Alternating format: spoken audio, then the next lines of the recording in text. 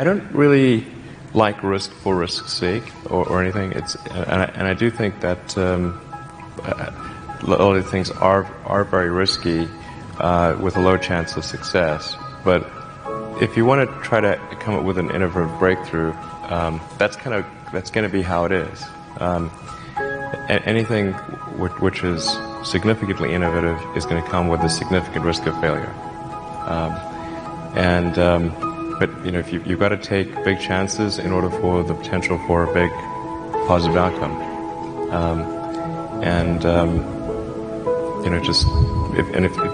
If the outcome is exciting enough, then taking a big risk is worthwhile. It's really how I approach it. But then once executing down a path, I actually do my absolute best to reduce risk.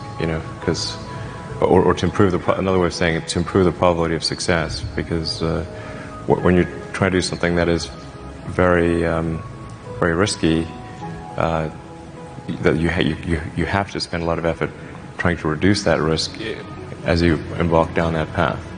I mean, when I started SpaceX, I thought the odds of success were very low. I thought we'd most likely fail, but I thought, well, we should give it a try nonetheless.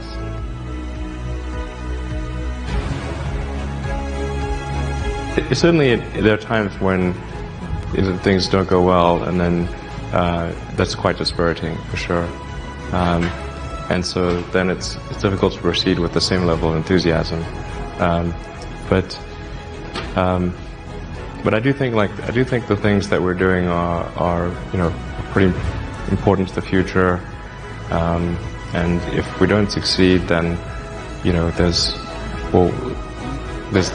not clear what other things would succeed.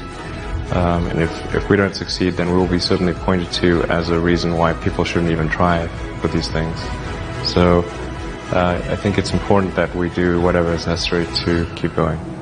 Succeed is like eating glass and staring into the abyss. I mean, what tends to happen is it's sort of quite exciting for the first several months of starting a company, and then reality sets in. Things don't go as well as planned.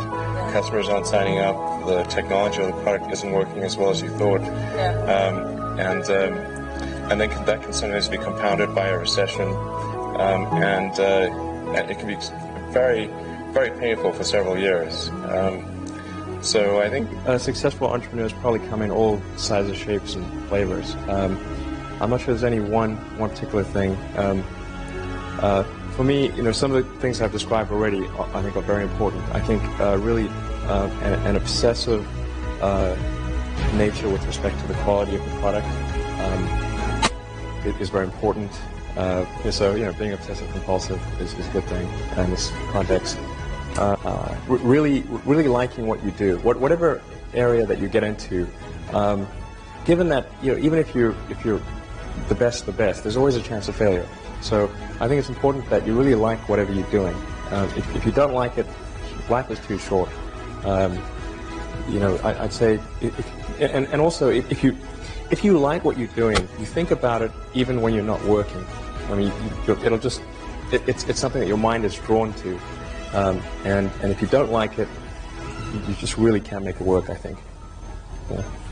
Well, I think it's important to have a very to apply critical thinking to. This may sound trite, but to apply critical thinking to what one is doing, and by that I mean just the fundamentals of logic. Do you have the right axioms? Are they relevant, and are you making the right conclusions based on those axioms? That's the essence of critical thinking, and yet it is amazing how often people fail to do that. I think wishful thinking is innate in the human brain. You want things to be the way you wish them to be, and so you tend to filter information that you shouldn't filter. That's the most common flaw that I see. And then I also tend to see that people, instead of reasoning from first principles, they will tend to act in a manner. They'll do things because others are doing them, because there is a trend. They just see everyone going that direction, so they think that must be a good direction to go.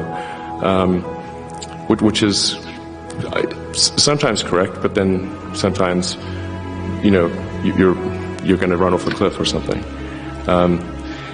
So it's much better to really look at things from, as one would say in physics, from a first principle standpoint. What are the fundamental truths, or the most fundamental truths in an arena, and what can you, any conclusions, logic that you come to must be derived from those fundamental truths. If you want to do something really innovative, you have to apply a sort of first principles analysis, and don't reason by analogy. Analogies are referencing the past. First principles means you look at the most fundamental truths in a particular arena, and the things that really are almost indisputably correct, and you reason up from there to a conclusion. And if you see that conclusion is at odds with what people generally believe, then you have an opportunity. Now, you can't operate like that on all things because it takes too much mental horsepower. So most of your life you have to operate by reasoning by analogy. But if you really want to innovate, you must reason from first principles to identify